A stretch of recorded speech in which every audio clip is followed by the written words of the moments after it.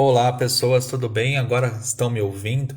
Estão conseguindo me acompanhar aí pela página do Núcleo Frei Henrique? Vamos ver então se as pessoas estão se conectando, porque eu tive um problema técnico aqui com o computador. A gente não conseguiu passar o som, então agora a gente vai falar de uma forma diferente. Oi, Jaqueline, tudo bem? Agora estão ouvindo? Ah, agora sim. Então vamos só dar mais um tempinho aí para as pessoas se conectarem com a gente. Olá, Adriana. Oi, Valdirene, tudo bem? Problemas técnicos. Sabe aquele quando você vai falar de um assunto que a espiritualidade que não é do bem não quer que você aborde, e aí todo mundo de coisa acontece? É hoje. É isso aí. Então, ó, já tem 9 pessoas se conectando. Vamos ver mais quem chega aí para nos assistir. Ah, agora sim. Então, olha que bacana. Então, vamos lá, pessoas. Ó, primeiro, eu queria agradecer a espiritualidade por mais uma oportunidade de estar aqui falando dos ensinamentos do nosso Mestre Jesus. Mesmo com todas as imperfeições que nós temos, né, a gente ainda tem esta possibilidade de falar em nome do nosso Mestre Jesus os ensinamentos que foram transcritos pela equipe do Espírito da Verdade e com o apoio aí de Allan Kardec. Agradecer também a direção da casa por este novo formato, este novo modelo, aonde nós vamos se reunir aí, se encontrar todos os domingos às 19h30 para falar de temas relevantes, de temas importantes. Eu vou falar sobre assuntos ligados a espiritismo e atualidade, e nós teremos outros amigos falando de outros temas todos os domingos, temas bem bacanas como reforma íntima, como mediunidade, e temas interessantes sobre cartas consoladoras, né, as psicografias aí que o espiritismo nos trouxe e que nos ajuda a ser consolados de alguma maneira. Então, cada domingo às 19h30, sempre uma novidade aqui para gente, para que a gente possa se interagir, se conectar e começar a nossa semana de uma maneira muito boa. Então, vamos fechando os nossos olhos e elevando os pensamentos a Deus, agradecendo a Ele por mais esta oportunidade, por mais este dia de vida nesta jornada evolutiva, pedindo o amparo celestial, o amparo de todos os espíritos amigos que nos ajudam no trabalho desta noite. E aí eu vou falar então, abrindo espiritualidade e atualidade. Vamos falar de um tema bacana, de um tema chamado bacana. Não é um tema bacana porque ele traz algumas reflexões, mas é um tema muito triste para quem vivencia, para quem conhece alguém que já viveu a situação. Então nós vamos falar sobre espiritismo e violência sexual. Olha que tema interessante. Espiritismo e violência sexual. Geralmente, quem liga a televisão, lê jornais, entra na internet, nos noticiários, todos os dias nos deparamos aí com notícias de que alguém foi violentado, que alguém foi estuprado e que desse estupro ou dessa violência sexual aconteceram diversos outros inconvenientes na vida das pessoas, né? Então, é um tema muito delicado, é um tema muito complexo, é um tema muito difícil de se falar. É um tema que a espiritualidade também não nos traz muitas informações para que a gente possa trazer muitos esclarecimentos, mas nos ajuda a refletir um pouquinho pelo pouco que nós temos. E aí, para começar a conversa, no ano de 2015, algumas pessoas devem lembrar de algumas situações de um estupro coletivo que aconteceu lá no Rio de Janeiro, 2015, 2016, onde 30 pessoas estupraram lá uma jovem, uma menina, uma adolescente, né? E isso criou aí uma grande comoção nacional, o que aconteceu. E aí recentemente teve aí um caso de uma menina que foi estuprada pelo por um tio durante algumas vezes e ela precisou passar aí por um processo de aborto. E aí isso também mobilizou a sociedade, mobilizou a imprensa e virou assunto aí durante muitos dias, né? Foi o assunto da vez. Mas Divaldo Franco nos traz um texto bacana que ele diz assim: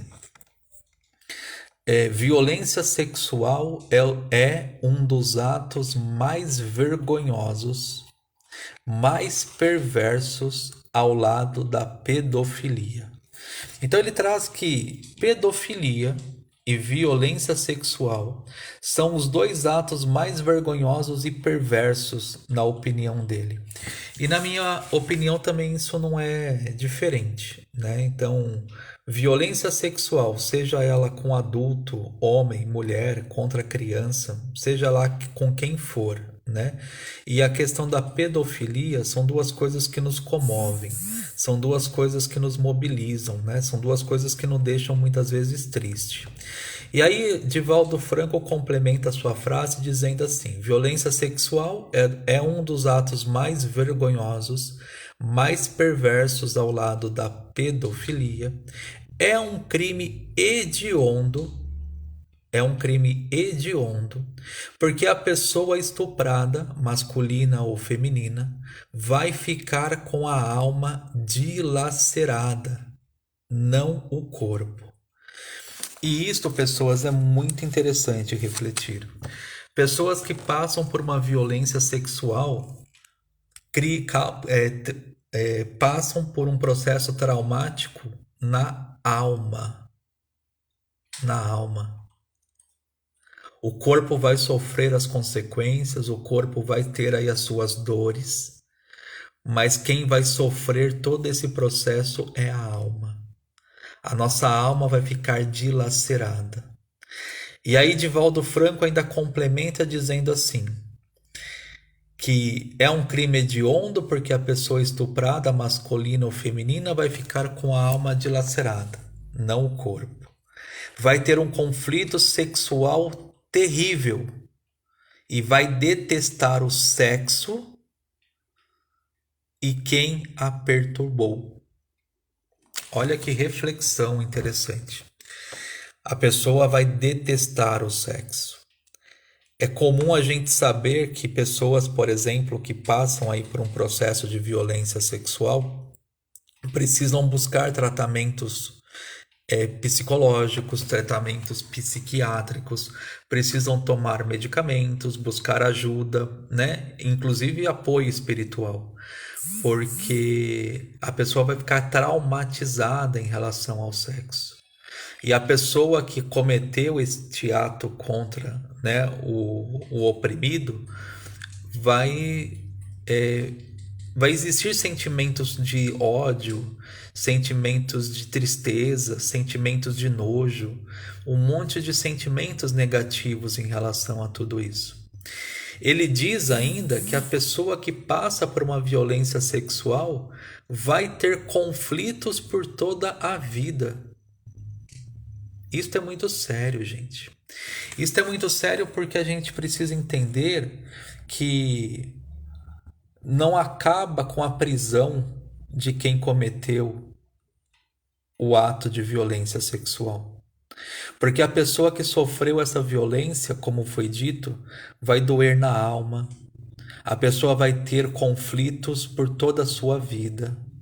E inclusive vai ter pessoas que matam o seu corpo cometendo suicídios, cometendo coisas muito graves porque tem vergonha de encarar a sociedade. E mais grave ainda é que essas pessoas vão perder o entusiasmo de viver. Perder o entusiasmo de viver.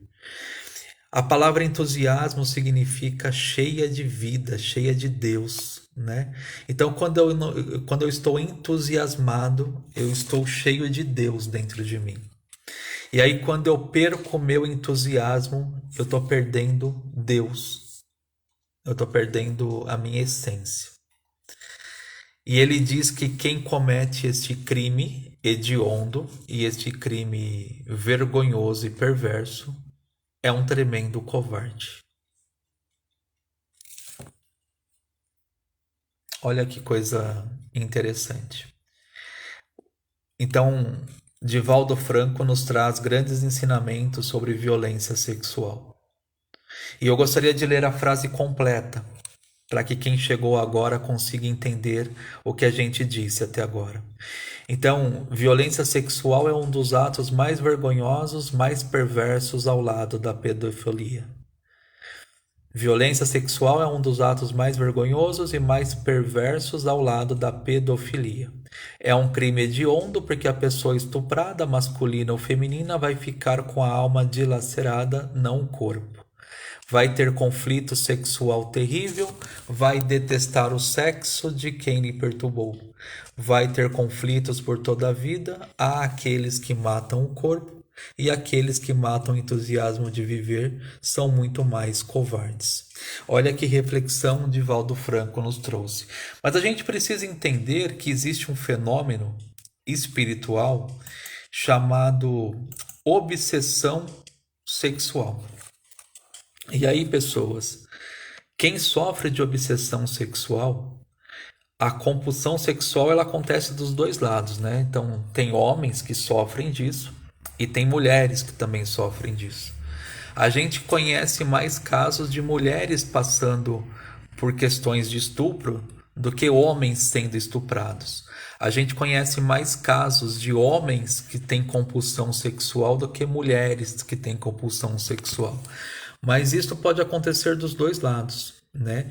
E o que a espiritualidade nos diz é que quando alguém sofre de compulsão sexual, que os dependentes precisam buscar tratamento psiquiátrico e refúgio nos grupos abençoados de apoio psicológico. Quando eu fui pesquisar sobre esse tema, eu descobri que existe os sexólatras anônimos. A gente conhece aí os alcoólicos anônimos, os neuróticos anônimos, mas existem também grupos de apoio chamados sexólatras anônimos. E aí, como que funciona, né? Os testemunhos dos viciados impressionam as pessoas que estão aí passando pelo problema, e aí eles começam, a partir da autoajuda, do grupo de apoio, a se tratar. Mas não somente isso é importante, a gente também precisa entender que existe medicação antidepressiva, que existe medicação que vai ser dada aí para as pessoas que sofrem de compulsão, né? E que existem inibidores que vão ajudar aí as pessoas a terem uma vida normal.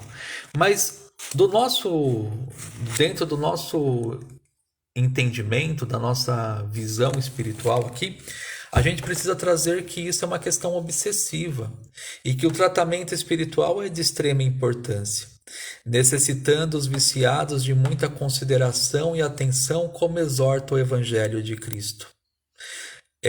Devendo receber devidamente nos centros espíritas, como quaisquer obsidiados, os recursos da prece, do passe, da água fluidificada e dos trabalhos importantes da desobsessão. Então, essas pessoas que pensam toda hora em cometer estupros, violências sexuais, que têm compulsão sexual, sofrem de um processo obsessivo. E eles precisam ser tratados, né? Eles precisam ser devidamente amparados pelos centros espíritas.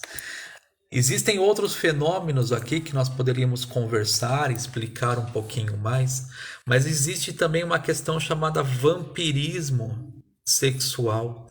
E aí, os espíritos que se alimentam das energias sexuais estão lá dentro dos motéis, estão obsediando essas pessoas que muitas vezes vão cometer os estupros, as violências sexuais. Mas uma coisa que eu queria deixar claro aqui, que eu acho que é importante a gente comentar na noite de hoje, é que ninguém veio para este mundo obstinado a ser estuprado, a ser violentado sexualmente. Nós não viemos neste mundo por mais erros que a gente tenha cometido nas vidas passadas, por mais que existam as questões da lei de causa e efeito, né? O mal não se paga com o mal e a gente não viria aqui para poder evoluir passando por um mal tão terrível como este. Ninguém nasce obstinado a ser sequestrador, ninguém nasce obstinado a ser uma pessoa que passou por uma violência sexual, né?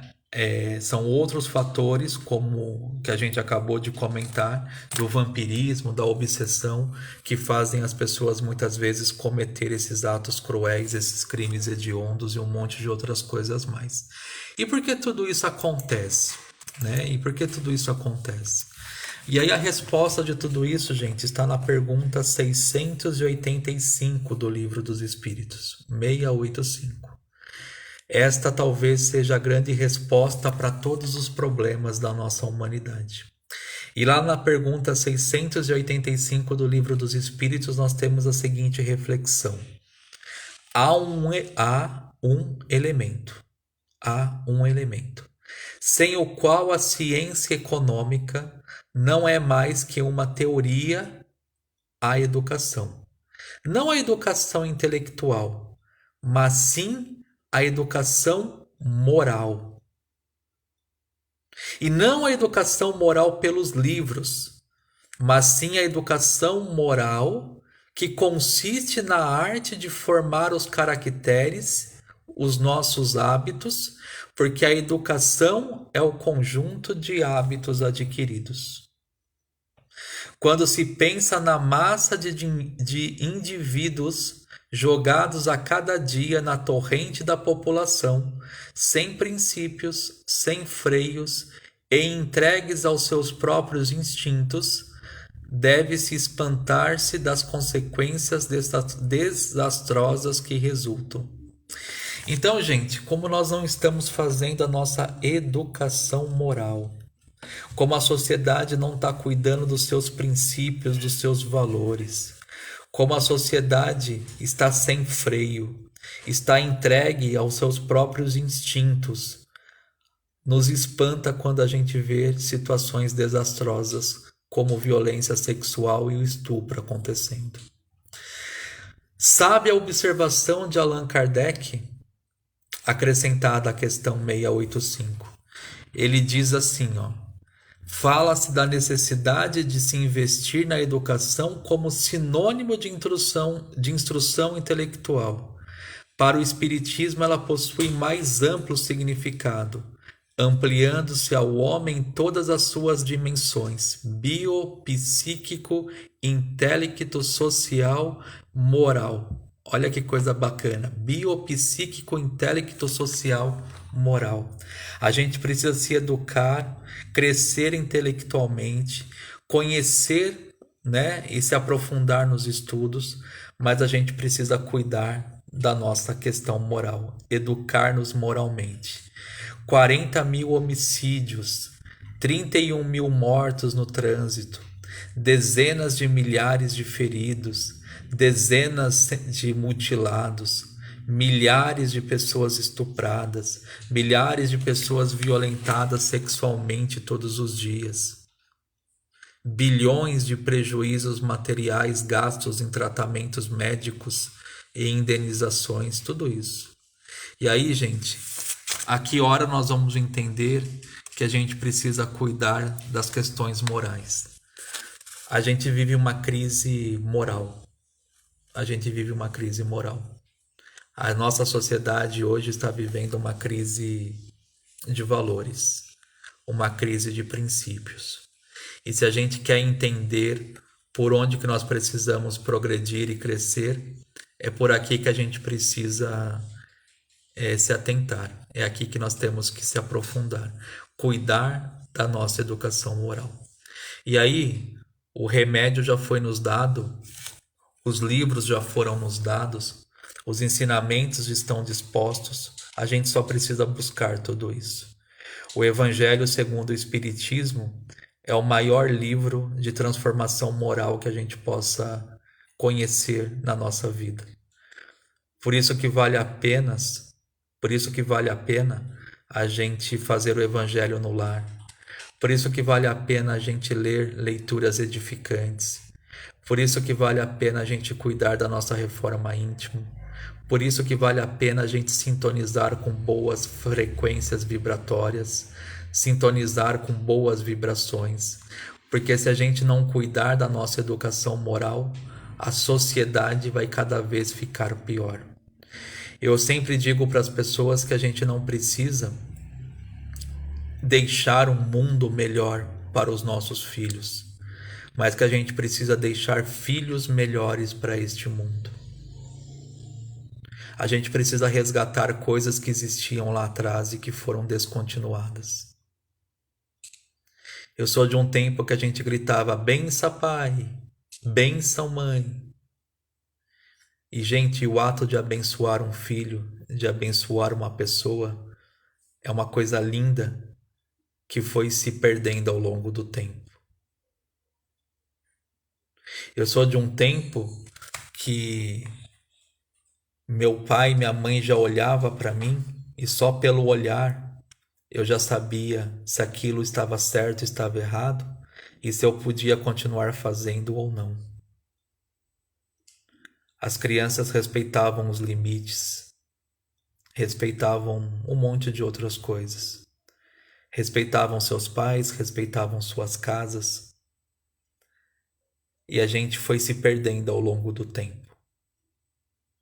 E a gente precisa então voltar a entender que é só pela educação moral que a sociedade vai conseguir progredir e que a gente vai conseguir caminhar mais depressa para um planeta de regeneração. Nós estamos numa transição planetária, mas se a sociedade estivesse moralmente mais evoluída, a gente conseguiria acelerar de forma significativa tudo isso que está acontecendo no nosso mundo. Eu não aguento mais ligar a televisão e ver notícias tristes.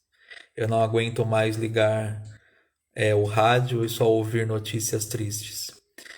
Ligar na internet e só ver coisas ruins acontecendo. Pessoas sofrendo de dores na alma porque foram violentadas sexualmente por pessoas que sofriam de obsessão espiritual, compulsão sexual, e que as pessoas não sabem disso. Essas pessoas são doentes, essas pessoas precisam ser tratadas, essas pessoas precisam das nossas orações, essas pessoas precisam das nossas preces.